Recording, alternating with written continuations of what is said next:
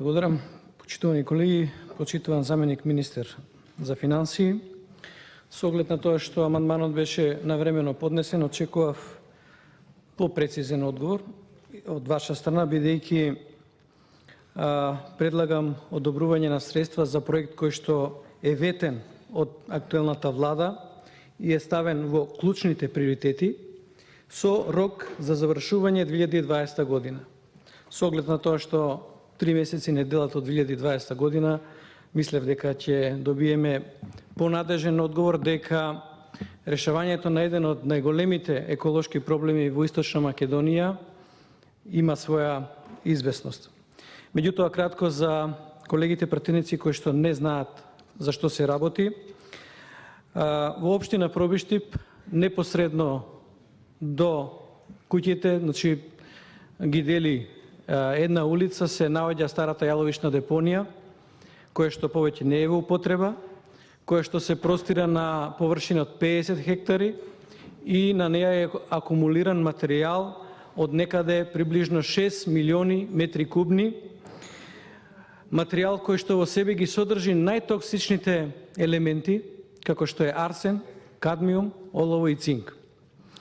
Овој материјал, бидејќи се работи за стара јаловична депонија, веќе е во прашкаста форма и при секое дување на ветер, тој материјал оди буквално врз градот и граѓаните го дишат овој исклучително токсичен воздух, а во ситуација кога врне дожд, овие води се огромно загадување за сите подземни води во Пробиштип, меѓутоа и во регионот кој што е непосредно до нашата општина. Овој проблем има свој историјат за негово решавање. Претходната влада имаше 2 обиди за решавање преку така наречена експлоатација. Разговаравме со странски компании кои што имат интерес за експлоатација на оваа јаловична депонија, бидејќи во јаловичната депонија има материјал кој што би можел дополнително со нова обработка да биде искористен и преку тоа да биде санирано јаловиштето, меѓутоа за жал и двата обиди завршија неуспешно. И ова влада исто така, од мои информации, сметаше на овој концепт за решавање на овој исклучително голем еколошки проблем, меѓутоа ден денеска не гледаме некој решение. Затоа претходната влада размислуваше и на план Б. Од буџетот издвои 140.000 евра и изфинансира проект за санација и рекултивација на јаловична депонија преку затрупување на јаловична депонија, преку градење на специјална геомембрана, преку градење на пречистителни станици кои што ќе ги зафаќаат отпадните води како не би дошле во контакт со подземните води и на еден начин да ги загадат и нив. Проектот предвидуваше реализација во 2 фази. Вкупниот буџет за реализација на овој проект е околу 4.200.000 евра. И затоа јас со овој амандман предлагам да издвоиме средства за првата фаза, тоа е некаде половина од средствата, како би се отпочнала постапка за решавање на овој проблем.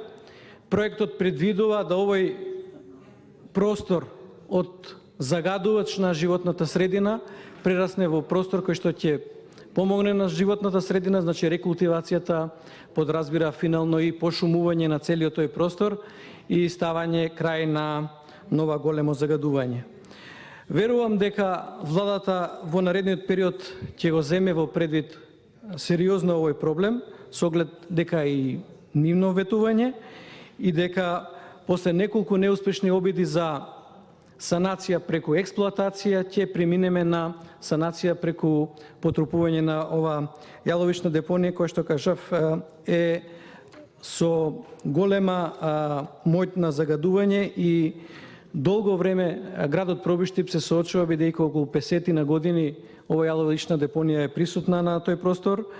Во меѓувреме рудниците работат со друга јаловична депонија, која што во даден момент веројатно ќе треба да следи истата судбина да биде санирана и истата. Затоа очекувам поддршка од колегите пратеници, бидејќи не се работи за политика, се работи за проблем кој што е од животно значење за граѓаните на општина Пробиштип и околината. Ви благодарам. Благодарам.